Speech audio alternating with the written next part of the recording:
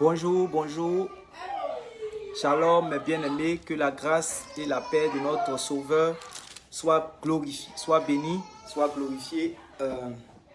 Que le Seigneur des esprits vous accorde sa grâce, vous tous qui êtes connectés, vous tous aussi qui allez suivre cette vidéo, ce message que nous allons voir en ce jour. Comme je l'ai bien marqué dans la description du direct, j'ai mis en réalité dans Luc chapitre 12 au verset 13. Au verset 13 à 14. Luc chapitre 12, verset 13 à 14, nous allons partager un peu sur ce passage-là. Donc tous ceux-là qui sont connectés, qui se signalent, et par la grâce de Dieu, nous allons nous instruire avec l'aide du Saint-Esprit, bien sûr.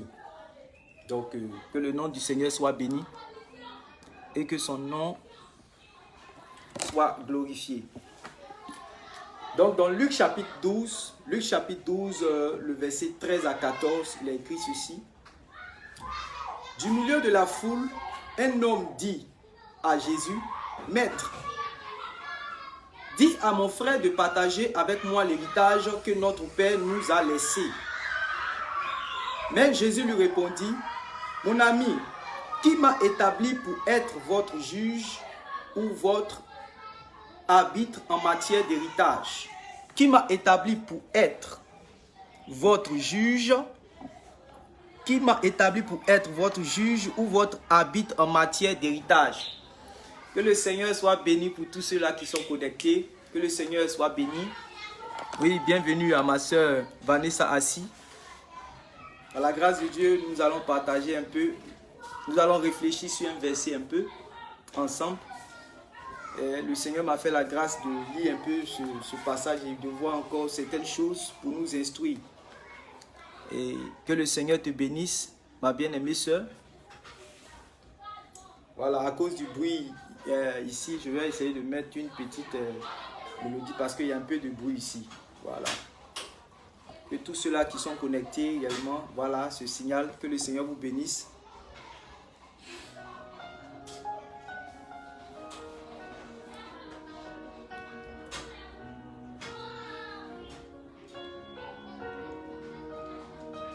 Amen, amen ma soeur, tu es bénie.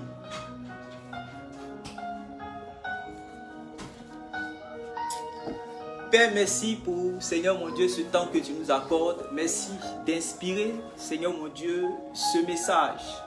Merci de nous instruire dans tes voies, de nous conduire dans toute la vérité. Merci de bénir ce partage-là, Seigneur, de bénir tous ceux et celles, Seigneur, qui vont écouter ce message, de nous conduire dans toute la vérité, Seigneur, que ta parole nous fasse, Seigneur mon Dieu, du bien, que ta parole nous transforme, que ta parole nous donne l'image du Fils de Dieu, que ta parole nous prépare, que ta parole nous donne la force. Seigneur, en ces temps qui sont les derniers, nous avons besoin de toi, nous avons besoin de ton aide, nous avons besoin de ton soutien. Viens nous conduire dans la doctrine de Christ. Père, viens nous conduire dans la doctrine de Christ. Viens nous conduire dans la vérité. Nous t'en supplions. Et bénis ce temps-là, Seigneur, au nom de Jésus. Amen. Alors, comme nous étions en train de lire tout à l'heure, dans Luc chapitre 12, le verset 13 à 14. Dans Luc chapitre 12, le verset 13 à 14, le Seigneur Jésus était en plein ministère. C'est juste après avoir été révélé dans l'eau du Jourdain par Jean-Baptiste. Après avoir été baptisé, le Seigneur Jésus va commencer son ministère. Son ministère public, il va commencer à prêcher à tout Israël. Et le Seigneur Jésus, selon Marc chapitre 1, le Seigneur Jésus va annoncer en fait le royaume de Dieu. Donc le commencement de l'évangile du Seigneur Jésus consistait à annoncer le royaume de Dieu. Selon qu'il est écrit dans Marc chapitre 1, le verset 1, et Marc chapitre 14, le verset 15, la parole de Dieu dit que Jésus, il va commencer à prêcher l'évangile et il va dire, répentez-vous car le royaume de Dieu est proche et croyez en l'évangile. Répentez-vous, croyez à l'évangile, le royaume de Dieu est proche. Donc c'est comme ça que Jésus va commencer en fait à prêcher, à annoncer le royaume de Dieu. Et il va se prendre aussi des disciples pour être avec lui, afin qu'ils puissent annoncer le royaume de Dieu. Et donc Jésus, vous allez voir, pour vous qui êtes habitués à lire les évangiles, vous allez voir qu'à chaque fois, dans toutes les prédications du Seigneur Jésus, il va parler des choses qui concernent le royaume de Dieu. Chaque fois dans ses paroles, le royaume de Dieu est semblable à ceci. Le royaume des cieux est semblable à ceci. Le royaume des cieux est semblable à ceci. C'est-à-dire que même il utilisait les choses de la nature, partout où il était, il utilisait les choses de la nature en fait pour expliquer le royaume de Dieu. Parce qu'en fait, c'était ça le socle, l'essence, la base, le fondement, la fondation de son message. C'était ça le message du Seigneur Jésus, la bonne nouvelle du royaume de Dieu. Et pendant qu'il était en train d'exercer ce ministère-là, la parole de Dieu dit qu'il y avait les foules maintenant qui commençaient à croire. Puisque en fait, le message du royaume de Dieu est une bonne nouvelle. Parce que ce message-là donne de l'espoir aux pauvres. Ce message-là donne de l'espoir aux riches. Ce message donne de l'espoir à celui qui est malade. Ce message donne de l'espoir à celui qui est fatigué et chargé. Et ce message donne de l'espoir à celui qui est opprimé, à celui qui est captif, à celui qui est rejeté, à celui qui est marginalisé. Ce message donne de l'espoir. C'est un message qui crée de l'espérance.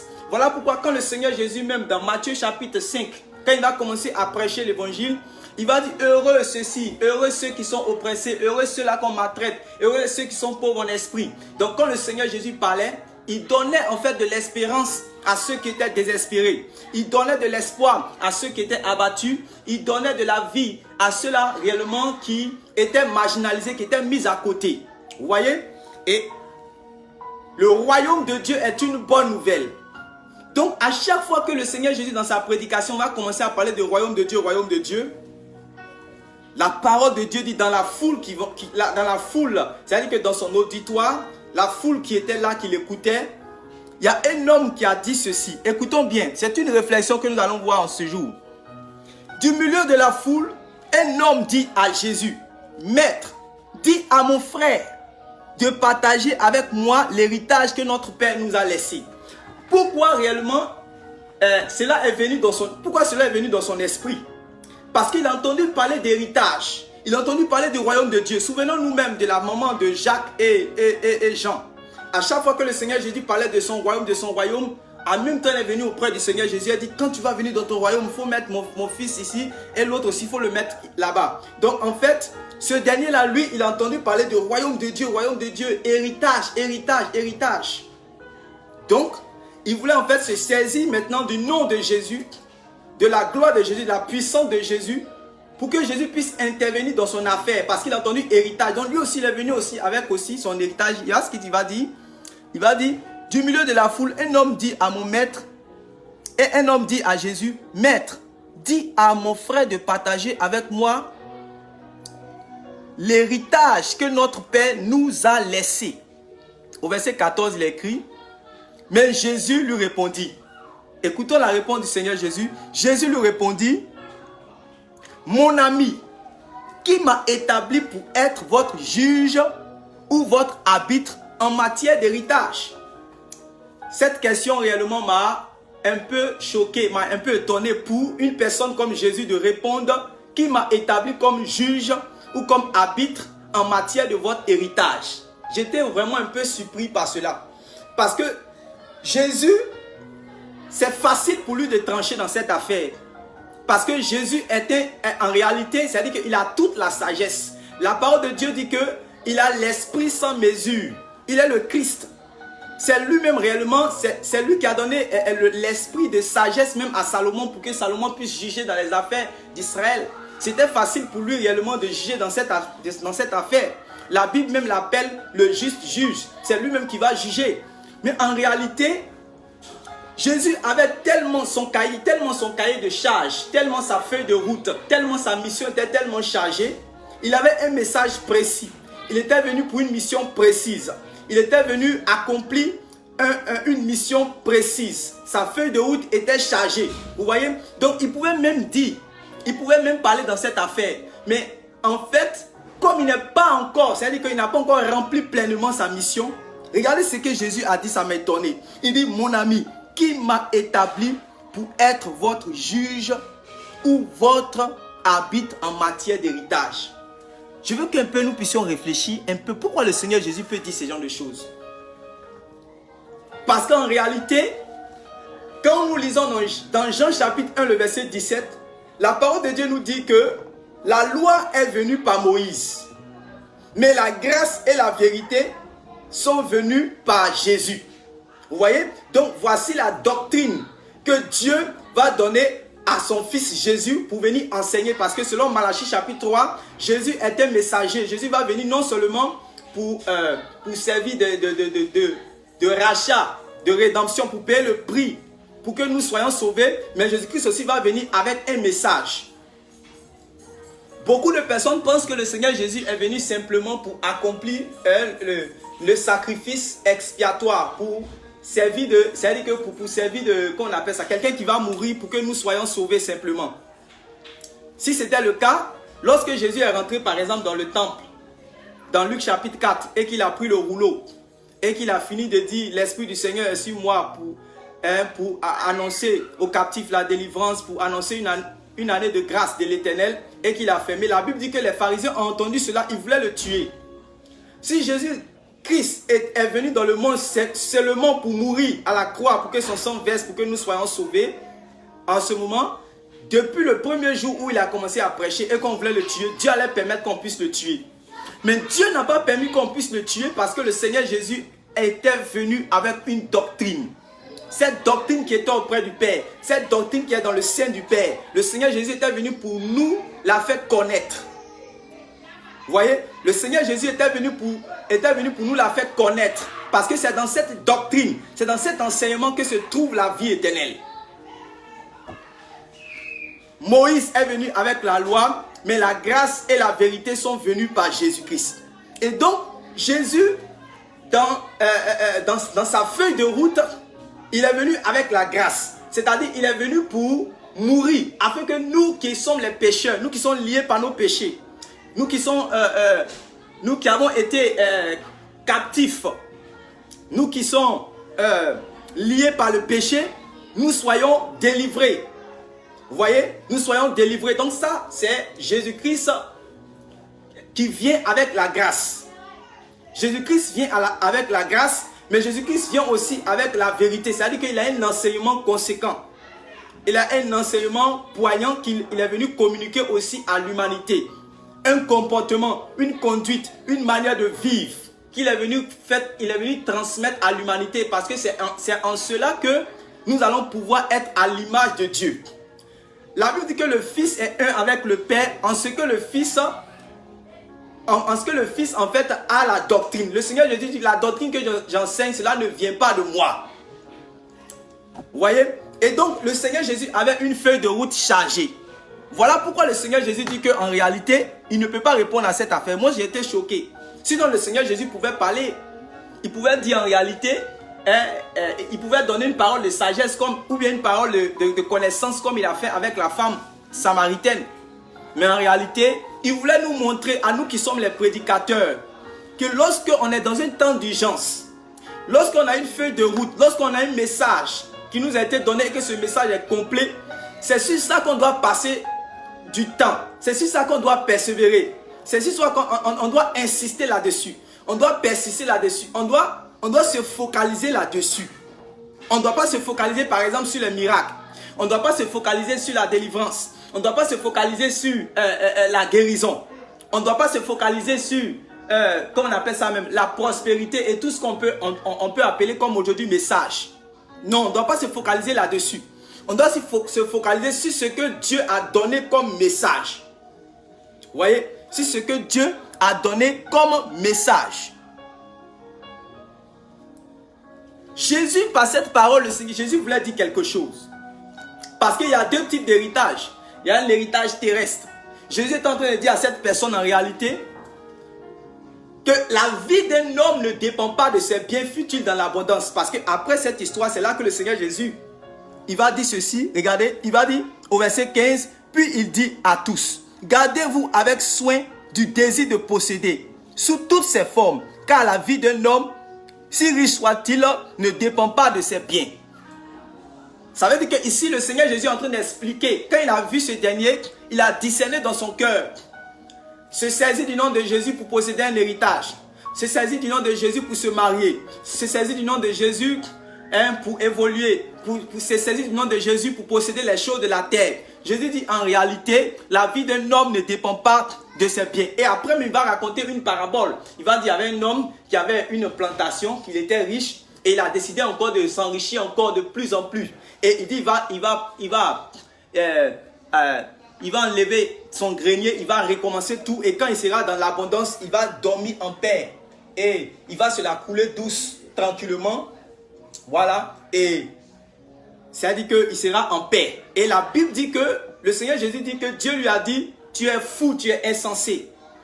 Cette nuit même, ta vie te sera redemandée. Ton âme, ta vie te sera ôtée. Et on va voir maintenant l'héritage que tu t'es battu pour avoir. On va voir ça va rester maintenant pour qui. Et puis le Seigneur Jésus va dire en réalité, voilà quel sera le sort de tout homme qui amasse des richesses pour lui-même au lieu de chercher à être riche auprès de Dieu. C'est-à-dire qu'il cherche un héritage terrestre au lieu de chercher un héritage éternel. L'héritage terrestre va passer. Tout ce que nous pouvons chercher dans ce monde, tout ce que nous pouvons posséder dans ce monde, tout ce que nous pouvons désirer dans ce monde, tout cela va passer. Voilà pourquoi l'apôtre Paul disait que nous ne regardons pas aux choses qui sont visibles, mais nous regardons aux choses qui sont invisibles. Pourquoi? Parce que les choses invisibles sont éternelles, mais les choses visibles, l'héritage terrestre, ça va passer. Que tu te battes bec et ongle pour pouvoir avoir cet héritage, ça va passer. Et le Seigneur Jésus est en train de donner un enseignement, non seulement à ce dernier-là, mais à tous ceux réellement qui l'écoutaient. Vous voyez, à tous ceux qui l'écoutaient, que réellement la vie d'un homme, on ne doit pas vivre pour chercher seulement à s'amasser des choses de la terre. Parce que tout ce que tu peux avoir, que ce soit un mariage, que ce soit un héritage, que ce soit une plantation, que ce soit une maison, que ce soit une société, que ce soit tout ce que tu peux avoir qui est bien, qui est bon sur la terre, tout cela, ça va passer. Donc, l'intelligence ou la sagesse veut que, c'est-à-dire que tu puisses, toi et moi, nous puissions chercher ce qui va durer pour toujours. Ce qui va durer pour toujours. On ne doit pas chercher ce qui ne va pas durer pour toujours. Voilà pourquoi il va dire dans Matthieu chapitre 6, le verset 33, cherchez premièrement le royaume de Dieu et toutes les choses vous seront données par-dessus tout. Et quand il va finir, il va dire, ne craignez pas petit troupeau. Parce que, pourquoi il a ajouté ne craignez pas petit troupeau? Il a ajouté ne craignez pas petit troupeau parce qu'en réalité, il est en train de demander à ses disciples de ne pas faire comme les païens, de ne pas faire comme les faux chrétiens, de ne pas faire comme les pharisiens, de ne pas faire comme ceux qui cherchent les choses de la terre. Donc c'est comme si ils vont perdre beaucoup de choses en réalité. Ils vont perdre beaucoup de choses. Donc le Seigneur dit, ne vous inquiétez pas. Votre Père a jugé bon de vous donner le royaume de Dieu. Si on savait ce qui, c'est-à-dire que les trésors cachés, la gloire qui se trouve dans le royaume de Dieu, le diable, c'est-à-dire que le diable même serait vaincu totalement. Le diable serait vaincu totalement. Je vais vous dire une chose, mes bien-aimés frères et sœurs. J'ai écouté plusieurs prédicateurs, à chaque fois qu'ils ont eu des rencontres avec le Seigneur, à chaque fois qu'ils ont eu des rencontres de repentance, où ils ont rencontré le Seigneur les a menacés. Le Seigneur leur a dit, venez avec un message. Quand ils sont revenus, dans leur humiliation, dans leur humilité, dans leur brisement, ils sont venus avec un message.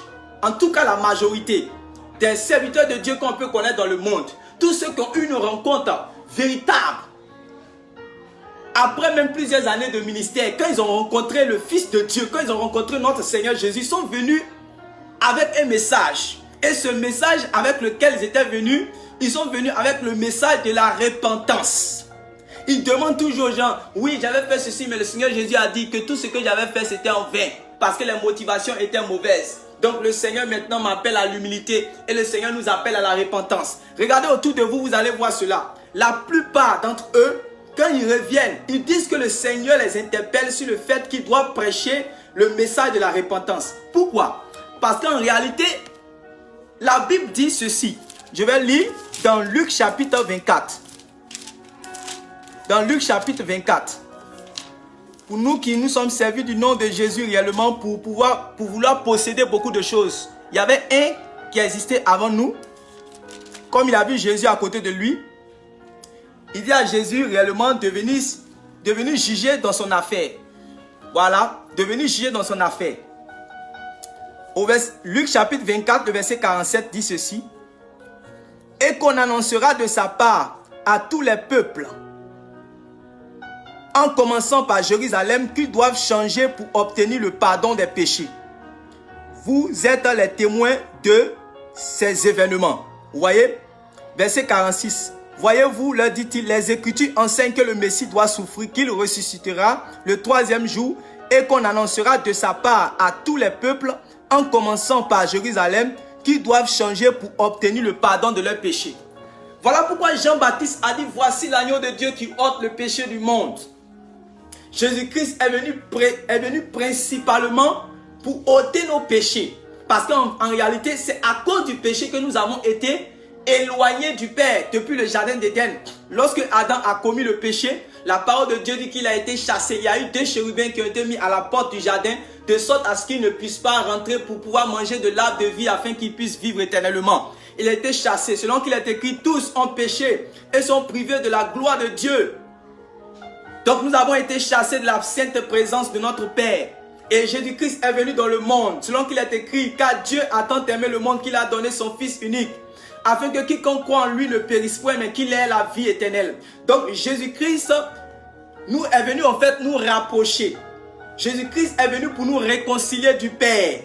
Il est venu pour nous réconcilier avec le Père.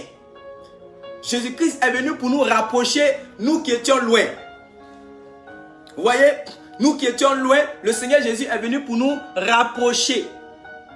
Voici l'agneau de Dieu qui ôte le péché du monde. Le problème entre l'homme et Dieu, c'est son péché. Principalement, c'est son péché. C'est ça qui l'a éloigné de Dieu. Donc, le Seigneur Jésus vient dans le monde pour qu'en réalité, ce qui était le problème là, il puisse venir ôter afin que nous soyons maintenant réconciliés avec Dieu. C'est simple. C'est en cela qu'on dit qu'il est venu avec la grâce. Vous voyez? Il est venu avec la grâce. Mais en réalité, Jésus est venu aussi avec la vérité. C'est-à-dire l'enseignement. Je prends un exemple. C'est comme les prisonniers. Vous voyez les prisonniers, quand ils sont dans la prison, il y a ce qu'on appelle la grâce présidentielle. La grâce présidentielle, le président, il prend un décret et il décide, on fait ça souvent chaque année, même dans mon pays, si on fait, il décide de gratifier des personnes. Voilà, donc il décide de les gratifier. Et vous voyez, quand il décide de les gratifier, ils sortent. Mais je nous pose une question. Les crimes pour lesquels ils ont été condamnés, parce que c'est des personnes qui avaient commis quelques infractions, qui avaient désobéi peut-être à la loi, qui avaient transgressé la loi peut-être du pays, qui avaient fait des mauvaises choses, des crimes. C'est pour cela qu'ils sont partis en prison. Et nous tous les hommes avaient commis le péché. Ésaïe l'a déjà dit, que la main de Dieu n'est pas courte pour nous sauver. Ses oreilles ne sont pas dures pour nous entendre. Mais ce qui met entre nous et lui une barrière, ce sont nos crimes, ce sont nos péchés. Donc c'est ça qui a fait que nous tous les hommes, on nous a emmenés en prison. Et maintenant la grâce de Dieu c'est quoi? Il y a le décret maintenant présidentiel, le décret royal, le décret divin qui vient de Dieu, où Dieu décide de sauver les hommes, de les délivrer de leurs cachots, de les délivrer de leurs incarcérations, de les délivrer de leurs prisons. Dieu a décidé. C'est pour ça que Jésus dit que je suis venu pour annoncer une année de grâce. Donc Jésus vient dans le monde pour ôter le péché. Quand il ôte le péché, en ce moment, il va nous communiquer une sainteté. En ce moment, nous pouvons être unis à son Père. Nous pouvons être unis à Dieu. Nous pouvons connaître Dieu. Nous pouvons nous approcher de Dieu. Vous voyez, les barrières maintenant sont brisées et nous pouvons maintenant nous approcher de Dieu. Mais cette personne qu'on a fini de gratifier maintenant va vivre dans la société. Et quand la personne va vivre dans la société, on doit lui inculquer une conduite, une manière de vivre. Sinon, si on ne lui communique pas, on ne lui inculque pas cette manière de vivre, il peut encore retourner à ses crimes. Et s'il retourne à ses crimes, c'est sûr que réellement le président qui avait pris un décret pour le gratifier, le même président va dire encore qu'on le mette encore dans le cachot. Ça ouvre encore plusieurs brèches pour plusieurs doctrines que réellement les gens prêchent aujourd'hui. Vous voyez? Donc, c'est pour cela que Jésus est venu aussi avec la vérité. Regardez, dans la prière sacerdotale, c'est dans Jean chapitre 17. Jésus va prier et pendant qu'il est en train de prier, il va dire, Père, moi je vais partir. Mais ceux-là que tu m'as confiés, je les ai tous gardés. À part le fils de la perdition, tout et tout. Maintenant, après, il va dire, Père, ta parole, il va dire d'abord, garde-les en ton nom. Et puis après, il va dire, Père, ta parole est la vérité. Il va dire, garde-les dans ta vérité. Vous voyez, dans Jean chapitre 17, le verset 17. Pourtant, Jésus-Christ est venu d'abord, il est venu pour mourir. Normalement, son sang était suffisant pour garder. Non. Je vais nous dire quelque chose qui peut nous choquer. Le sang de Jésus n'est pas suffisant pour nous garder dans ce monde-là. La grâce de Dieu n'est pas... C'est-à-dire que si nous prenons seulement le côté de la grâce de Dieu et que nous réunions le côté de la vérité en ce moment, c'est-à-dire que nous n'allons pas rentrer pleinement dans le salut. Il y a plusieurs passages ici pour nous prouver cela. Et ceux qui ne sont pas d'avis ou qui aimeraient mieux comprendre ce que je suis en train de dire, vous pouvez poser réellement des questions parce que nous sommes dans un petit temps de partage. Si Jésus-Christ était venu seulement pour mourir, quand il a pris le rouleau, plusieurs fois ils ont cherché à le tuer. S'il était venu pour mourir, dès qu'il vient l'être, puisqu'on l'a accusé de blasphème, à plusieurs fois qu'on l'a accusé de blasphème, Dieu pouvait permettre qu'on puisse l'attraper, le tuer, son sang va verser pour que nous en soyons sauvés. Mais il avait une doctrine. Il avait une doctrine. Il avait un enseignement. Il avait une conduite. Il avait un comportement. Il avait une relation. En réalité, qu'il était venu communiquer à l'humanité. Après nous avoir maintenant délivrés. Regardez. On va lire un passage. Écoutons bien ce passage. Ouvrez dans Luc. Chapitre 1. Dans Luc chapitre 1. Lisons le verset 74. Là, c'est le papa de Jean-Baptiste, Zacharie le sacrificateur, le mari d'Élisabeth, qui va dire ceci. Au verset 74, lisons même le verset 73. Il dit, il accomplit pour nous le serment qu'il a fait à notre ancêtre Abraham, de nous accorder la faveur après nous avoir délivrés de nos ennemis, de les servir sans crainte, étant saint et juste en sa présence tous les jours de la vie. Vous voyez, étant juste et saint, il dit après avoir été délivré, après avoir été gratifié, après avoir reçu la grâce présidentielle, on doit servir maintenant Dieu. On doit servir maintenant Dieu tous les jours dans la sainteté après avoir été délivré. Et maintenant là, c'est le rôle de la vérité. Je vais vous dire une chose. Quand Jean dit dans Jean chapitre 1, le verset 17, que la grâce et la vérité sont venues par Jésus, Jésus est déjà mort. Donc c'est le témoignage, après avoir marché avec Jésus, après avoir parlé avec Jésus, après avoir reçu les enseignements de Jésus, il dit que le résumé de ceux avec c'est-à-dire que ceux avec lesquels Jésus-Christ est entré dans le monde, ce n'est pas seulement avec la grâce. Jésus-Christ est entré dans le monde avec la grâce et la vérité. Vous voyez? Voilà. Jésus-Christ est venu avec la grâce et la vérité. Maintenant, dans l'enseignement que le Seigneur Jésus a donné, vous pouvez lire tous les évangiles. Dans tous les évangiles, le Seigneur Jésus va parler maintenant du royaume de Dieu. Regardez s'il y a une affaire d'héritage terrestre là-dedans. Regardez dans l'enseignement du Seigneur Jésus, s'il y a une affaire d'héritage terrestre. Voilà pourquoi il va dire à cet homme que l'héritage que je suis en train de te parler, ce n'est pas l'héritage de ce monde. Parce que l'héritage de ce monde, tout ce que tu peux avoir, ça va passer. Toi-même, ta vie va passer. Moi, mon héritage là, Jésus dit, moi, mon héritage, il dit ça par Paul, la chair et le sang ne peuvent hériter de cela. Il faut naître de nouveau pour rentrer pleinement dans cet héritage. Montrez-nous dans l'enseignement, c'est-à-dire que la vérité avec laquelle le Seigneur Jésus est venu, la doctrine du Seigneur Jésus, montrez-nous un seul enseignement qui nous promet, ou bien qui nous incite, ou bien qui nous envoie à, comment on appelle ça, qui nous excite à chercher à posséder. Si vous lisez dans le même passage de Luc chapitre 12, vous serez étonnés. Regardez ce qu'il dit dans Luc chapitre 12, au verset 33. Je vais lire dans la version de Luc II.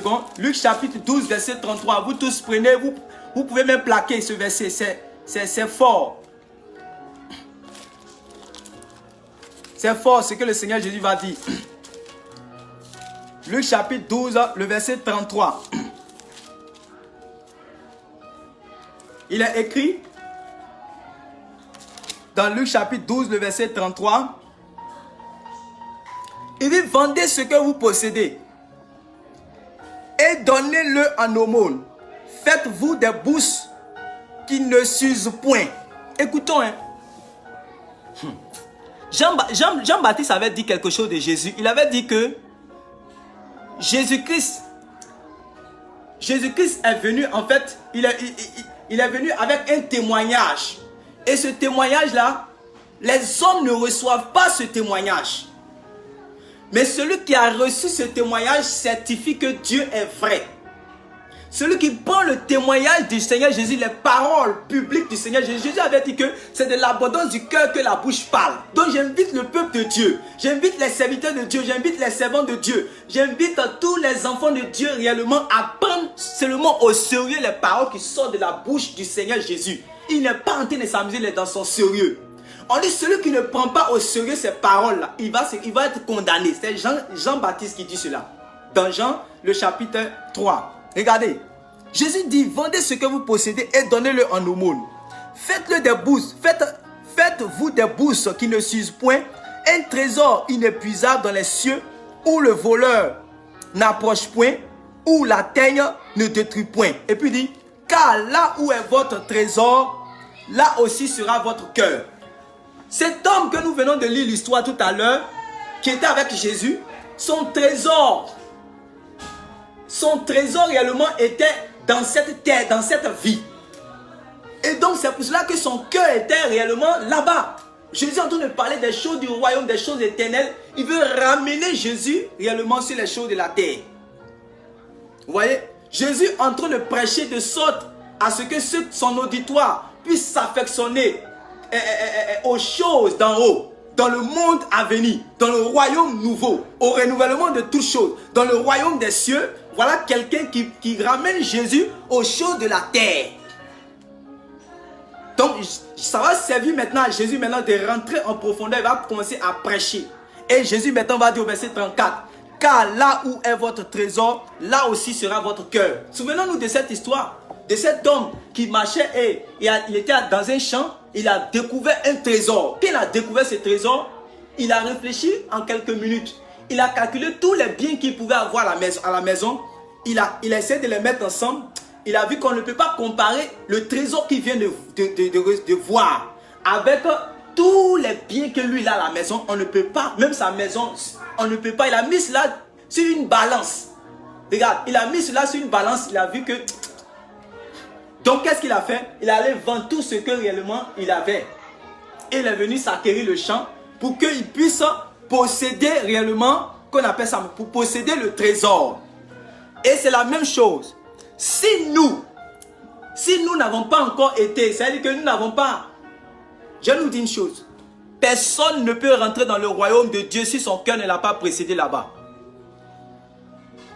Aucun homme ne pourra rentrer dans le royaume de Dieu si son cœur ne l'a pas dévancé là-bas. C'est pour ça que Jésus a dit que, car là où est votre trésor, là aussi sera votre cœur. Ça veut dire quoi?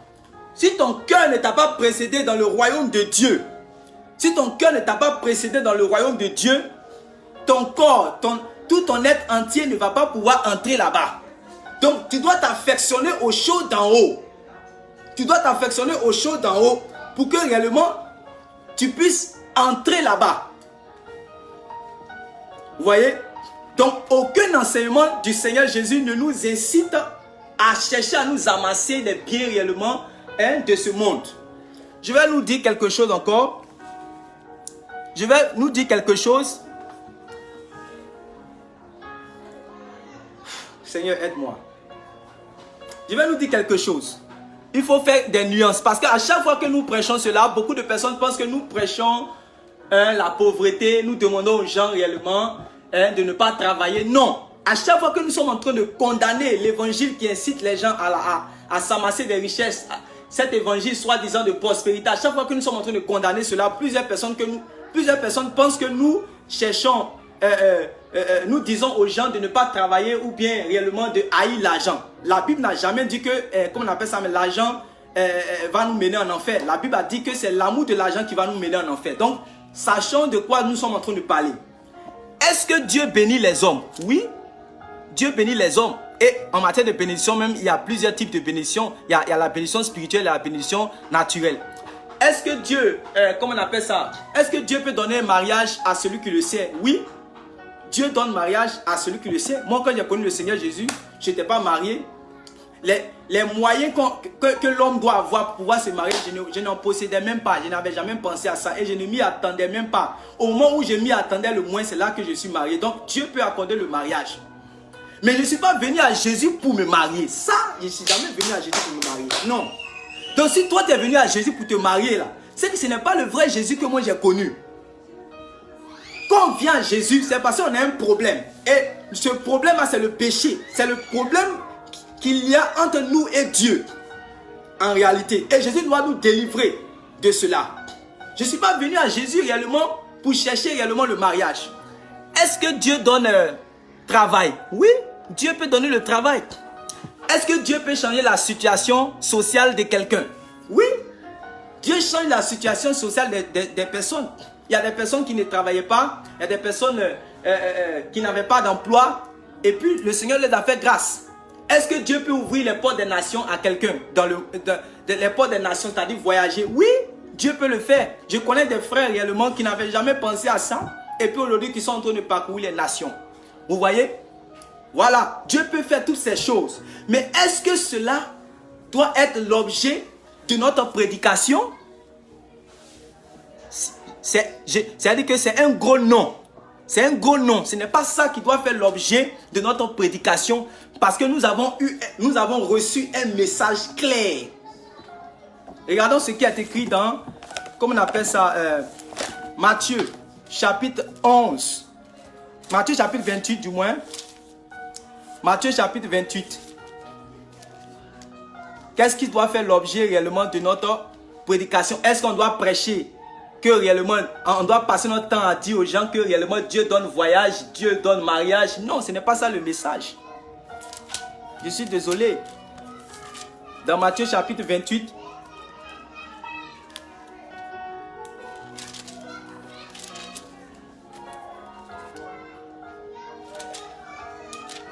écoutons ce qui est écrit.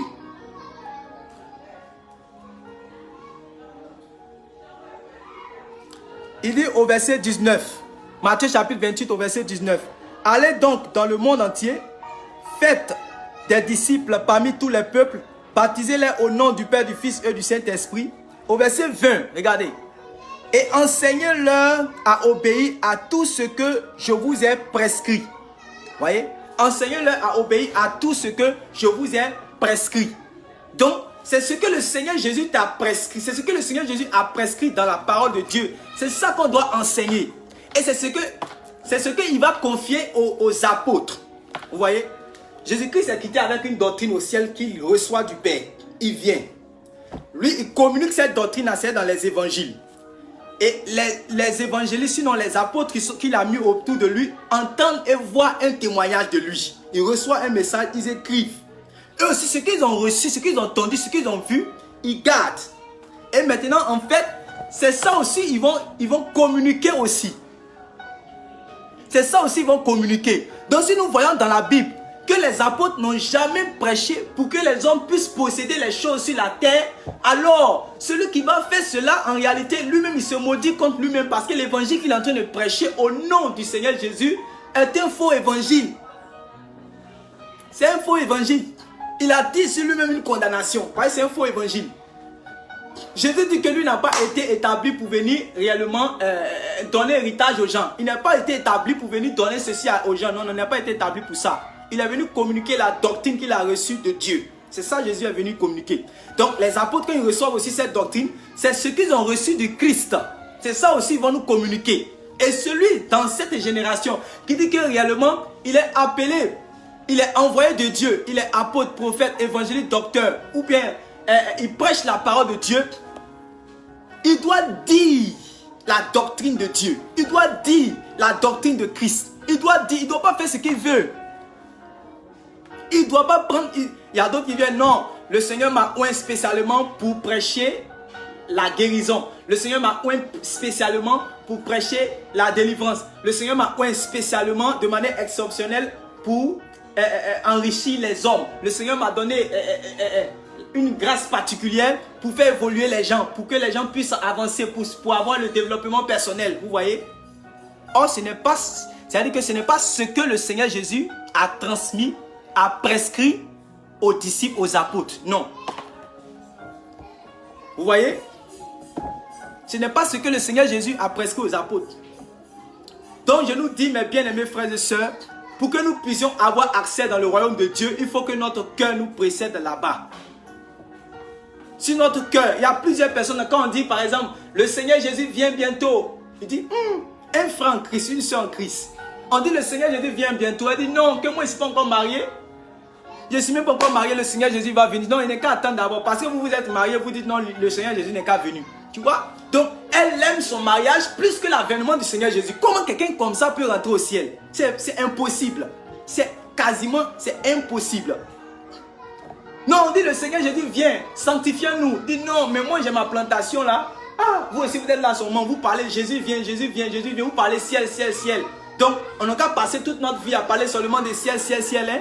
Aïe, moi je n'ai pas encore eu ma plantation, Jésus va venir. Voilà quelqu'un qui préfère, c'est-à-dire que avoir telle chose, posséder telle chose, devenir quelqu'un dans ce monde pour frapper sa poitrine pour dire oui, moi au nom de Jésus aussi, j'ai eu ceci. On s'était moqué de moi, mais aujourd'hui, moi j'ai eu ceci. Ça c'est une fierté vaine. À cause de cela, il dit Jésus, il faut rester au ciel. André, les mauvais serviteurs de Luc chapitre 19. Ils n'ont pas voulu que le Fils de Dieu vienne pour venir régner sur eux. Ils préfèrent le garder. Il dit, cale-toi en l'air là-bas. On va finir de posséder tous les endroits de la terre. On va montrer à ce monde, on va montrer au Bill Gates que nous aussi on a l'argent. Je suis le pasteur Intel.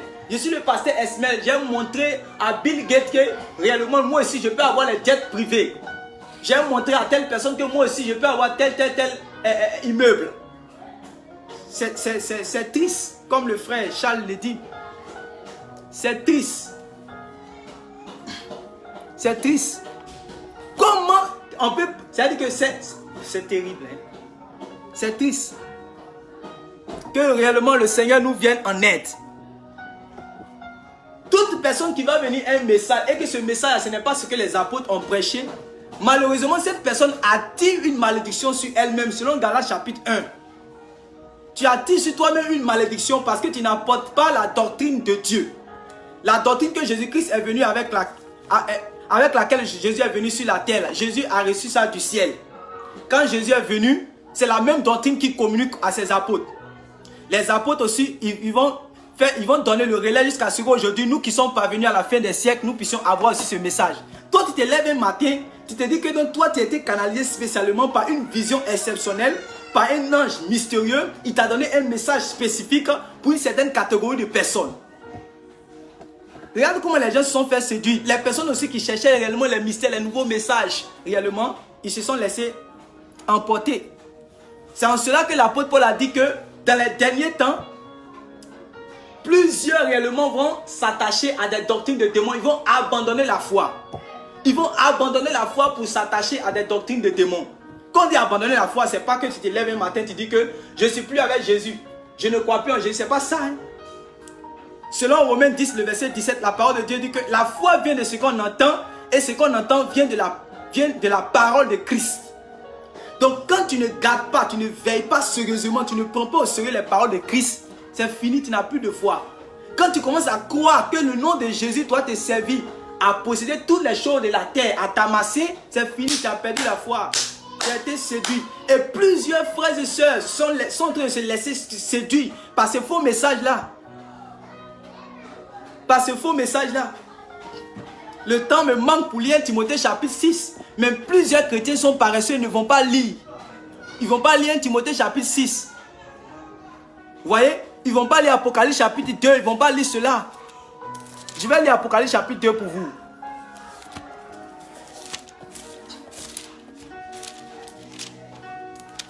Nous sommes devenus paresseux, que Dieu nous délivre de la paresse.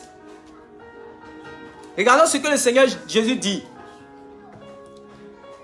Pourquoi il a dit à cet homme-là qu'il n'est pas venu réellement pour juger dans les affaires, pour vous donner ceci, cela. Regardez, dans Apocalypse chapitre 2, le verset 9, on parle à l'église de Smyrne. À l'ange de l'église qui est à Smyrne, écrit, voici ce que dit celui qui est le premier et le dernier, celui qui était mort et qui est à nouveau vivant. Je connais ta détresse, regardez, je connais ta détresse et ta pauvreté. Je connais ta détresse et ta pauvreté. Il y a beaucoup de personnes qui disent non, Jésus-Christ est venu pour nous réellement, de riche qu'il était, il s'est fait pauvre afin que nous puissions être riches. Ils ne comprennent pas ce verset-là. Ils disent que Jésus-Christ en fait est venu pour nous donner réellement les dollars, les héros, l'or, le diamant, le manganèse, tout sortes de trésors. Jésus-Christ est venu pour nous donner cela. Voilà des chrétiens qui sont ici dans Apocalypse chapitre 2, le verset 9. Jésus dit que lui connaît. Il dit, je connais ta pauvreté, je connais ta souffrance, je connais ta détresse et ta pauvreté. Mais je vais voir si Jésus-Christ va les délivrer. Jésus-Christ dit, et pourtant tu es riche. Bon, comment on peut résoudre cette équation? Comment quelqu'un peut être pauvre en même temps il est riche?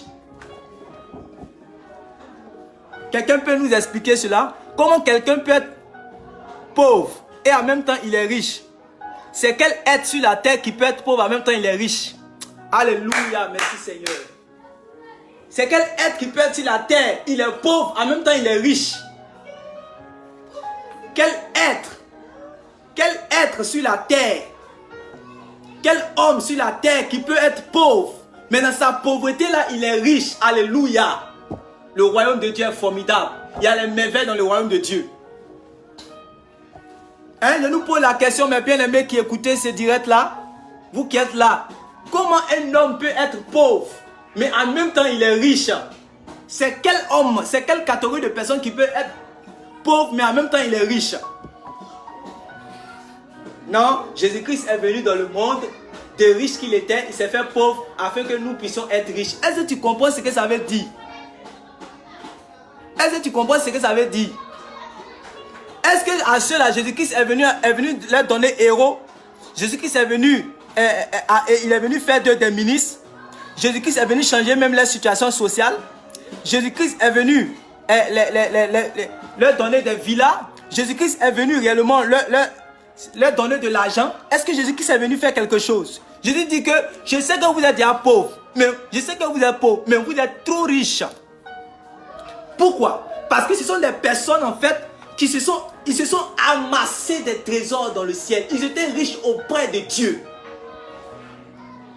Sur la terre, on les voit comme étant des misérables. On les voit comme étant des personnes qui sont dans le manque. On les voit comme étant des personnes qui ne possèdent pas. On voit les personnes, on les a même dépouillées à cause de leur foi. On a arraché tous leurs biens, leurs plantations. Ils ont violé les femmes. On les a égorgées à cause de leur foi. Ils sont dans la détresse. Ils souffrent. Ils se disent, mais le Seigneur nous a promis ce royaume. Ils souffrent, mais ils n'abandonnent pas. Ils continuent de croire. Et le Seigneur Jésus, pour les encourager, il dit, je connais votre souffrance. Je sais qu'à cause de mon nom, on vous persécute, on vous insulte, on vous chasse. Je sais qu'à cause de mon nom, on vous arrache vos biens. Je sais qu'à cause de mon nom, on vous dépouille de vos biens.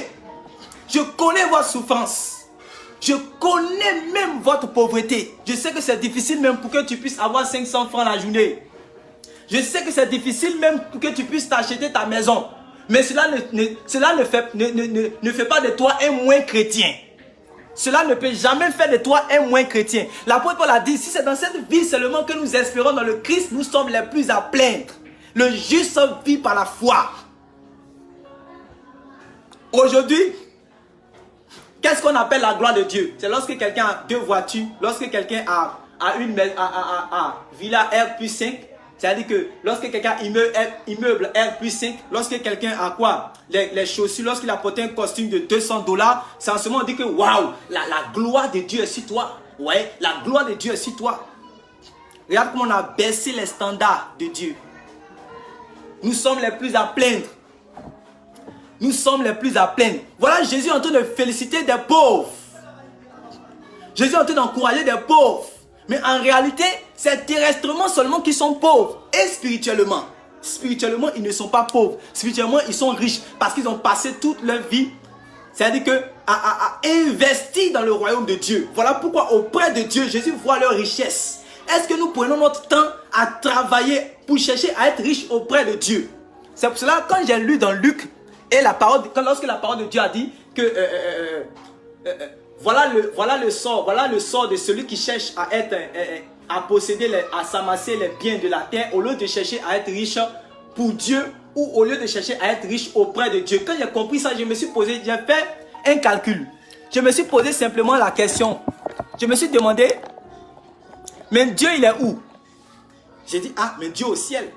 Mais on dit, il y a des personnes qui sont riches auprès de Dieu. Ça veut dire quoi? Ça veut dire que leur richesse se trouve auprès de Dieu. Voilà pourquoi ces personnes-là qui étaient pauvres, mais en réalité qui sont riches auprès de Dieu. Oui, tu as villa, oui, tu as maison, oui, tu as ceci, oui, tu as cela, c'est bien. Mais est-ce que tu es riche auprès de Dieu? Que servirait-il à un homme de gagner tout le monde s'il perdait son âme? N'écoutons pas ces prédicateurs-là. Ils vont venir devant nous aujourd'hui, dans ces derniers temps, ces nouveaux prédicateurs que le diable a oint, ils vont venir dans ces derniers temps. Et qu'est-ce qu'ils vont faire? La croix que nous devons porter pour suivre le maître là, ils vont venir comme ça pour chercher en fait à nous délivrer de cette croix là, à nous soulager. Voilà, ils vont chercher à venir nous délivrer de cette croix. Le chemin que le Seigneur Jésus dit que c'est un chemin qui est rétréci, c'est un chemin qui est resserré, la porte est étroite. C'est-à-dire si quelqu'un est gros et gras spirituellement, il ne peut pas passer par ce chemin. L'évangile va le dépouiller de lui-même et le remplir de Christ pour qu'il puisse passer par ce chemin. Il va rencontrer le brisement, il va rencontrer la souffrance, il va rencontrer les difficultés, il va porter sa croix. Il va subir la conséquence à son obéissance à la parole de Dieu. Réellement que le Seigneur nous vienne en aide. Que le Seigneur nous vienne en aide. Il y a beaucoup de personnes qui prennent le passage de Marc. Marc chapitre 10. Ils disent que dans Marc chapitre 10, le Seigneur Jésus a dit que celui qui va abandonner ses frères, ses soeurs, qui va abandonner sa plantation, sa maison, cette personne-là va recevoir dans cette vie au centuple. Vous voyez? Et certains pasteurs disent, mais même votre Jésus que vous dites non, on ne doit pas prêcher la prospérité, on ne doit pas prêcher la prospérité. Jésus même a dit que vous aurez des maisons au centuple. Ça dans Marc chapitre 10. On va faire un petit exercice. On va faire un petit exercice ensemble. On va faire une petite réflexion ensemble. Le même Jésus qui vient dire qu'on ne doit pas chercher à s'amasser les trésors de la terre. On doit plutôt être riche auprès de lui. Comment le même Jésus encore va se démerder pour te donner des maisons au centuple? Une simple réflexion te montre que c'est contradictoire. Le même Jésus ne peut pas te dire qu'en réalité, toi, c'est-à-dire que même, le même Jésus voit des gens qui possèdent beaucoup. Il a dit que non. Regardez la prédication de Jacques, dans Jacques chapitre 5. Regardez la prédication de Paul, dans 1 Timothée chapitre 6. Lorsqu'il parle réellement des gens qui cherchent à vouloir s'enrichir. Donc, qu'est-ce que le Seigneur Jésus veut dire dans Marc chapitre 10? Quand il dit réellement dans Marc chapitre 10 que, oui, nous allons, qu'on appelle ça même, celui qui va tout laisser pour le suivre, va avoir des plantations, des maisons, des soeurs, des frères, il va avoir toutes ces choses au centuple. Est-ce que réellement c'est ce que la Bible dit? Vous voyez, essayons de réfléchir sur ce verset. Quand nous prenons ce verset-là, lisons aussi dans Matthieu chapitre 19. Parce qu'en réalité, le jour où le Seigneur disait cette parole, ce n'était pas Marc seulement qui était là. Il y avait Matthieu, il y avait Jean, il y avait Luc, il y avait Matthieu, il y avait Jean, il y avait tous les autres disciples qui étaient là. Donc, chacun a reçu le témoignage. Maintenant, nous, on ne va pas prendre la parole là comme ça, littéralement. On dit que oui, regardons, on va lire ensemble pour ne pas que on puisse dire que oui, je suis en train d'ajouter quelque chose. Je vais lire dans 8 secondes ici. On va faire l'exercice ensemble. Dans Marc chapitre 10. Marc chapitre 10, le verset 30 là-bas. 28 à 30 là-bas. Voilà, dans Marc chapitre 10, je lis à partir du verset 28. Pierre se mit à lui dire, voici, nous avons tout quitté et nous t'avons suivi.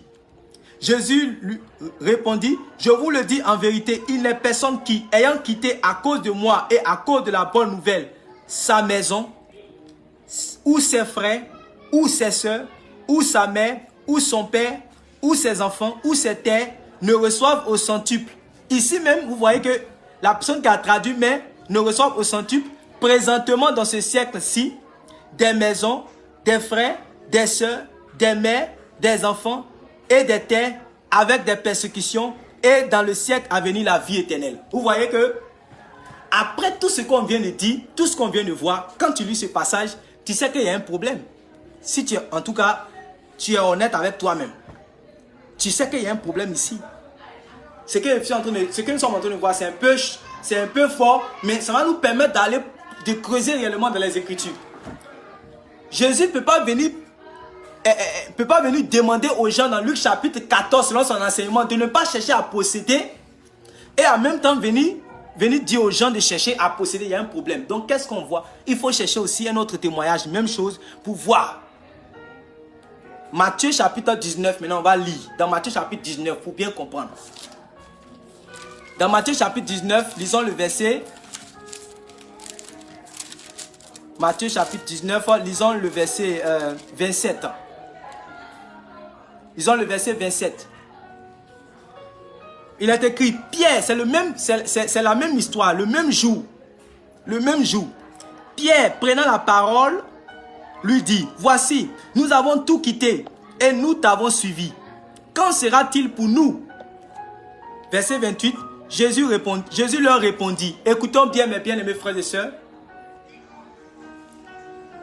Je vous le dis en vérité, quand le Fils de l'homme, quand le Fils de l'homme, au renouvellement de toutes choses, soulignez bien ça, au renouvellement de toutes choses, pour celui qui est un prédicateur, envoyé de Dieu, pour celui qui est habitué à lire la parole de Dieu, pour celui qui est un disciple fidèle, qui aime les Écritures, il sait ce que ça veut dire, au renouvellement de toutes choses.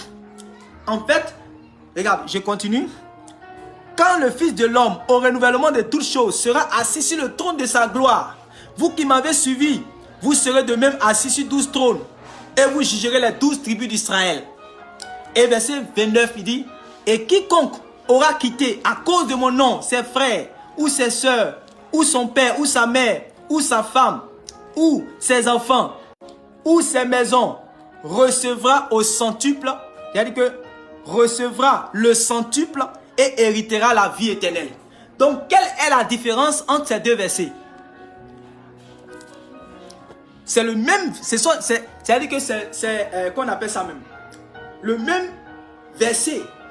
C'est-à-dire que Marc chapitre 10, verset 28 à 30, et Matthieu chapitre 19, verset 27 à 29. Donc, quelle est la différence entre ces deux versets lorsque vous lisez? Vous voyez qu'il y a une différence.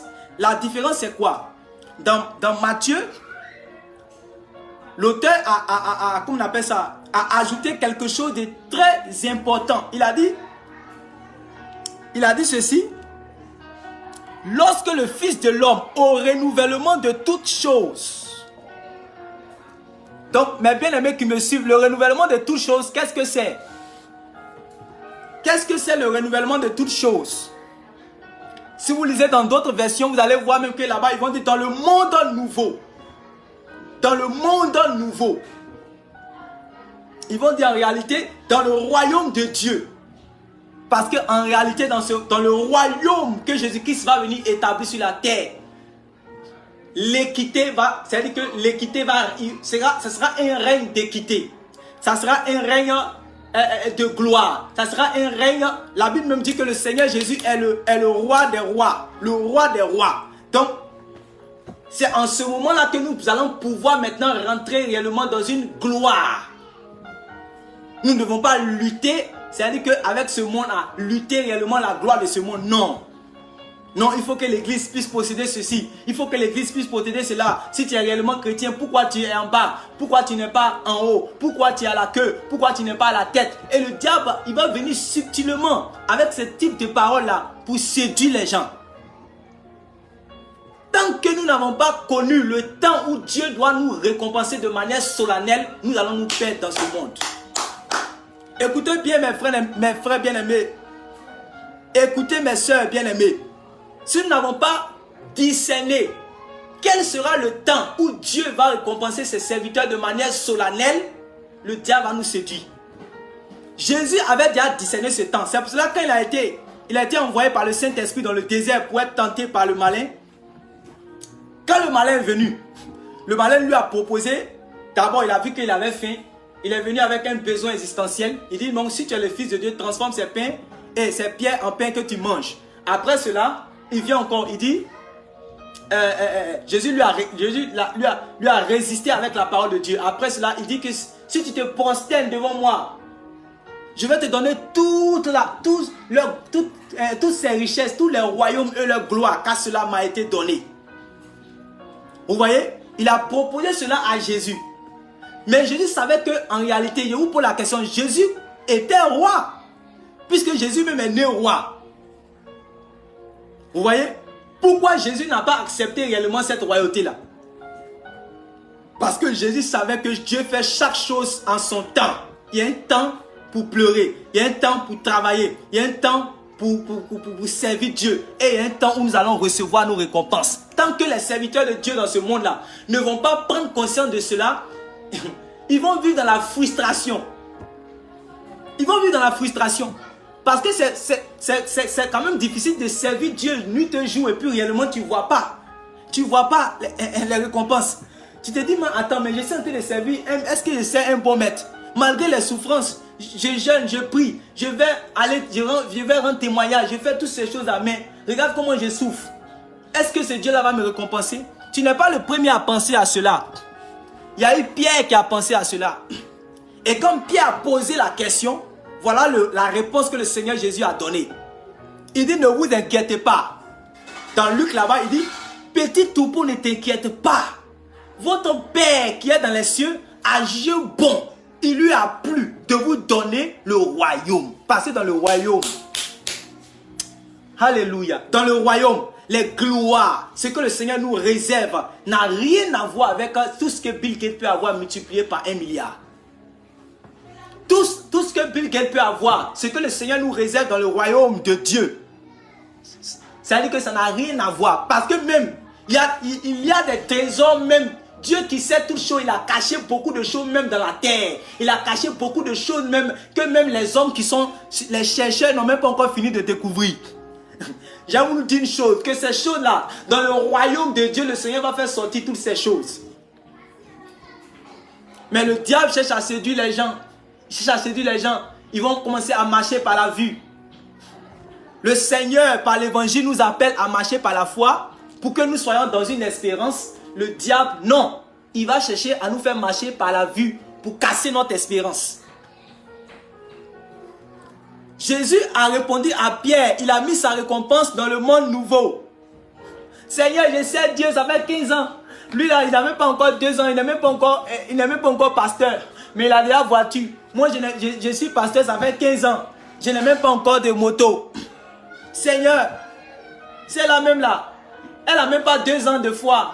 Moi, ça fait 16 ans. Je suis là. Je n'ai même pas encore ceci. Et tu commences réellement à te lamenter. Et il y a beaucoup de frustration. Beaucoup de frustration dans l'église. Puisqu'ils n'ont pas discerné le temps où Dieu récompense de manière solennelle ses serviteurs. Ils ont mis toute leur espérance dans ce monde. Qu'est-ce que je vais avoir aujourd'hui? Qu'est-ce que je vais avoir ici? Qu'est-ce qu'ils ont oublié que Jésus a dit qu'en réalité, même ton propre avenir, même tu dois oublier ça. C'est lui qui doit te donner un avenir. Ils ont oublié cela. Ils ont oublié que Jésus même a dit en réalité, même ton lendemain, même c'est lui-même qui se charge de cela. Ils ont oublié cela. Ils n'ont pas pris ses paroles au sérieux. Non. Non, ils n'ont pas pris ses paroles au sérieux. Ils n'ont pas pris ses paroles au sérieux. Jésus a placé les récompenses dans le monde nouveau. Voilà pourquoi quand vous lisez dans Matthieu chapitre 5, où on parle des béatitudes, toutes les bénédictions que le Seigneur donne ici, quand il donne les bénédictions, il parle, il montre que c'est dans le royaume de Dieu. Lorsque le royaume de Dieu va venir s'installer sur la terre. Je vous dis, il y a des grands trésors réellement. L'apôtre Paul disait, comment on appelle ça? L'apôtre Paul disait aux chrétiens d'Éphèse, est-ce que vous connaissez quelle est l'espérance qui s'attache à votre appel? Il disait aussi aux chrétiens de Rome, dans Romains chapitre 8, le verset 18. Il dit, les souffrances que nous vivons aujourd'hui, vaut mieux en même temps les supporter parce que ça n'a rien. C'est-à-dire que la gloire que Dieu nous réserve, ça n'a rien à voir avec ce qui réellement nous voyons dans ce monde. C'est l'apôtre Paul qui disait cela pour fortifier. Et c'est ça le rôle de l'évangile. L'évangile, c'est ça le rôle de l'évangile. Si les gens mouraient pour la cause du Seigneur Jésus là, c'est parce qu'ils savaient que non seulement Jésus allait leur donner la vie éternelle, mais Jésus va les récompenser dans son royaume. Ils ont travaillé pour cela et ils vont aller toucher réellement ces récompenses dans le royaume de Dieu. Je vais vous dire quelque chose. Et je vais vous dire quelque chose, mes bien-aimés frères et sœurs. Moi qui suis là, je ne suis pas en train de servir Dieu pour rien. Je m'attends à quelque chose. Et toi aussi, réellement, tu ne peux pas servir Dieu. Tu vas être hypocrite envers toi-même. Tu vas être un serviteur et puis tu ne t'attends pas réellement à recevoir une récompense. Tous les serviteurs qui étaient dans la Bible, ils s'attendaient à cela. Mais quand tu n'espères pas recevoir réellement quelque chose de la part de Dieu, tu n'as pas de motivation. Tu ne peux pas avoir de motivation. Non. Vous allez voir que après ce jour-là, Pierre va plus demander encore à Jésus, Seigneur, nous qui t'avons suivi, nous allons recevoir quoi? Seigneur, nous. Parce qu'à chaque fois, les gens marchaient avec Jésus, ils étaient disqualifiés. Donc Pierre, arrivé à ce moment, il dit, attends, on a entendu une affaire, il faut que moi je sois sûr, il faut qu'on soit sûr que, parce qu'on a tout abandonné. Jacques et Jean étaient sur la pirogue avec leur papa. Dès que Jésus a dit, Jacques, Jean, venez avec moi. Ils ont laissé ce qu'ils avaient pêché. Ils ont laissé leurs parents, ils ont laissé les poissons, ils ont suivi en même temps. Il y avait l'autre là, Lévi, il était en train de faire son travail d'impôt. Oh, dès que Jésus l'a appelé, il l'a laissé, il l'a suivi. Tous ceux qui ont laissé, ils se demandent maintenant, arrivé à ce moment, attends, nous avons tout laissé pour le suivre. Il nous a mis au poids de lui et nous sommes en train de le suivre pour partir avec lui. Mais dans cette affaire, nous allons recevoir quoi? Et il fallait qu'il soit situé. Toi, tu es en train de servir le Seigneur. Si tu t'attends à rien, voilà pourquoi le diable va venir mettre devant toi les choses et ça va te séduire. Pourquoi le Seigneur Jésus a refusé les gloires réellement que le diable lui a proposées? Parce qu'il savait ce qu'il attendait. Il savait que dans le temps de son règne, réellement, ce que le diable est en train de lui proposer, ce n'est rien. Tant que nous n'avons pas encore réellement jaugé, tant que nous n'avons pas encore comparé ce que nous pouvons recevoir, ce que nous-mêmes nous pouvons posséder et ce que Dieu veut nous accorder, tant que nous n'avons pas encore mis ça sur la balance pour choisir ce que Dieu veut nous donner et renoncer à ce que nous voulons avoir, nous n'allons pas pouvoir rentrer dans le royaume de Dieu. Nous serons séduits forcément. Attendez, la séduction arrive, la persécution arrive, beaucoup de choses vont venir, il y a une vague qui va s'élever. Est-ce que nous allons pouvoir résister? La seule manière de pouvoir résister, c'est de s'accrocher aux paroles du Seigneur. Vous voyez? Il nous faut faire la différence entre l'âge de la croix et l'âge de la grâce. Je vais terminer par là, j'ai été très long. Il nous faut faire la différence entre l'âge de la croix et l'âge du règne. On va prendre un exemple, et cet exemple, c'est notre exemple qui est le Seigneur Jésus. Jésus-Christ est né en tant que roi. La preuve en est que dès qu'il est né net, il y a eu les mages d'Orient qui sont venus et qui sont venus voir Hérode, un autre roi, le roi des Juifs. Ils sont venus dire au roi des Juifs, où est le roi des Juifs qui doit naître? Donc ils sont en train de lui dire que toi en matière de roi, mais tu n'es plus disqualifié. Et tu n'es plus qualifié, tu es disqualifié parce que nous avons vu un roi qui vient de naître. Donc, ils ont pris même des encens, ils ont pris des choses, des objets de qualité pour aller, c'est-à-dire que, qu'on appelle ça, mais l'adorer. Donc, personne ne peut nier que Jésus-Christ est né en tant que roi. Donc, Jésus-Christ est né roi. Vous voyez? Ça, c'est incontestable. Maintenant, Jésus-Christ aussi est mort roi. Vous voyez? Jésus-Christ est mort roi au point où, lorsqu'il devait mourir, qu'est-ce qui s'est passé? On a, sur ce qu'on appelle ça, mais sur le bois de la croix, lorsqu'il devait mourir de manière ignominieuse pour nous sauver, la Bible dit qu'ils ont mis un écriteau. Ça, c'est Pilate qui a mis un écriteau. Il a dit, celui-ci est le roi des Juifs. Donc, même à sa mort, il a été identifié en tant que roi. N'est-ce pas? Ça, c'est incontestable.